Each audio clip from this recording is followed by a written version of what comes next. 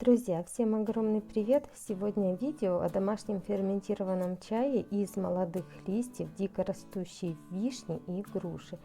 В этом году у меня было очень много экспериментов в изготовлении ферментированного чая из различного сырья, но чай, приготовленный из таких вот листиков дикорастущей вишни и груши, настолько понравился всей нашей семье, имеет такой ярко выраженный фруктовый аромат. Чай выходит насыщенного цвета. Это точно того стоит, чтобы его приготовить. Тем более, у кого есть возможность и доступ к бесплатно растущему вот такому сырью. Чая для заваривания надо очень небольшое количество, чайную ложку. Вот у меня пол-литровая чашка. Имеет вид как обычный черный чай, но намного вкуснее и ароматнее, и точно знаете, из чего приготовлен. Листики вот этой дикорастущей груши вот дают вот этот такой темный насыщенный цвет чаю, а листики вишни вот этот такой сильный фруктовый аромат. Выходит такой гранулированный черный чай и удобный тем, что занимает меньше места при хранении, чем, например, когда мы обычно собираем листья или цветы и сушим. Вот я даже долью воды до верха чашки, потому что если он постоит, у него такой будет еще темнее цвет. В этом видео все просто, быстро, наглядно расскажу, что, зачем и как его готовить. Вот, насобирала я листьев. Тут листья дикорастущей вишни и груши. Сложила на покрывало в несколько слоев.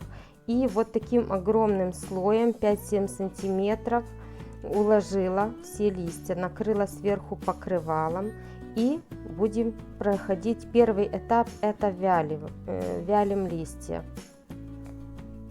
Периодически листья ворошить надо, обязательно открывать покрывало и ворошим, чтобы они равномерно завялились, для того, чтобы из листа выпарилась вся лишняя влага. И вот у меня часть листьев я уже веточки отобрала, а еще часть осталась, поэтому в процессе я их буду все ветки удалять, не нужны. Проверяем, или завялились листья, берем комок листьев, сжимаем в руке. Если он быстро расправляется, значит листья еще не завялились. Или вот центральную жилку нажимаем, если она хрустит, значит в листе еще очень много влаги, значит завяливание мы должны продолжить.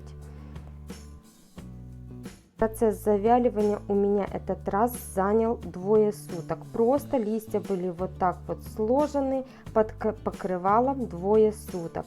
Прошло 2 суток, вот я беру комок листьев, сжимаю, и комок вот практически держит форму.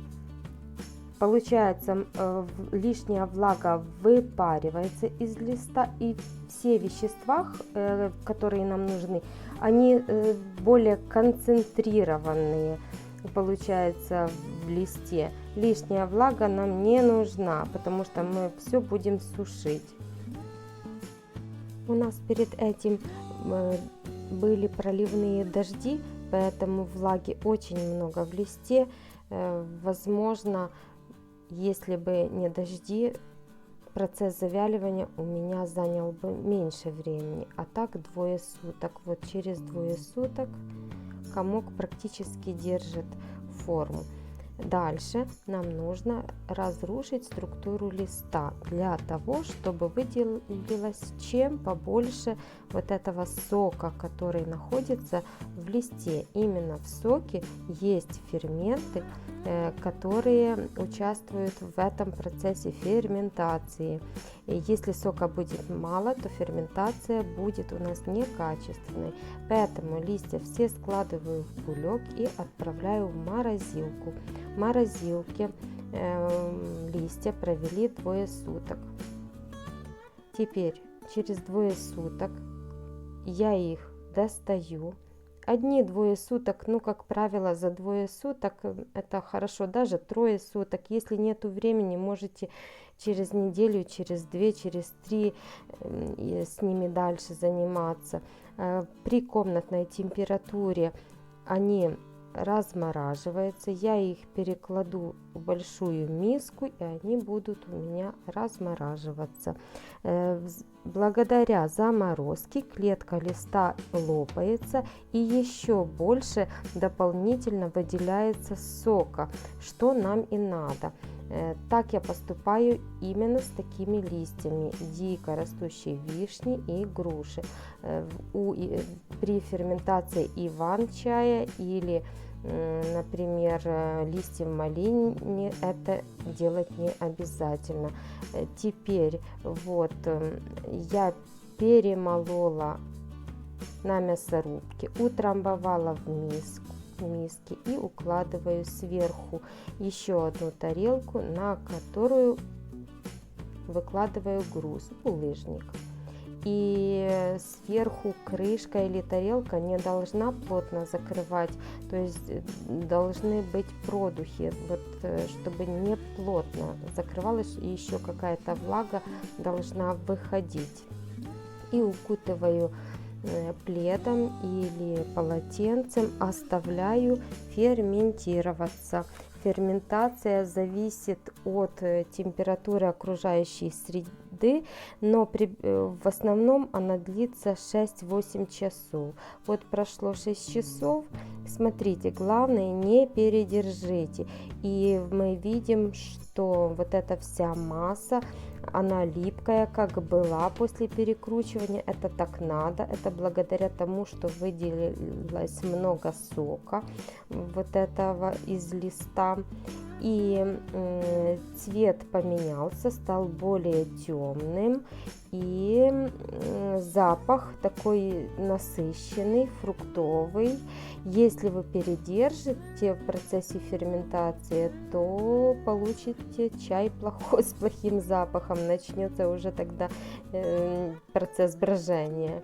Так что не передержите 6-8 часов, и все, сразу прекращаем процесс ферментации и приступаем к следующему этапу сушки. Я буду сушить, тут порция у меня большая, миска, в миске все листья утрамбованные, поэтому тут 4 поддона у меня получится чая.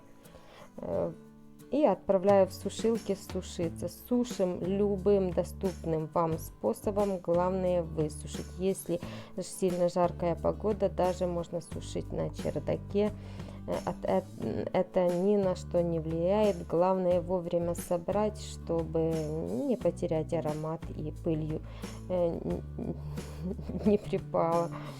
И в итоге получим вот такой домашний ферментированный черный чай с фруктовым ароматом вишни и груши.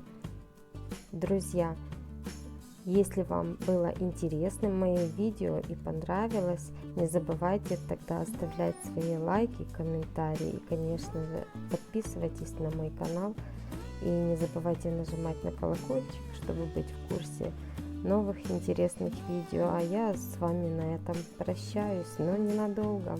С вами была Виктория. Пока-пока.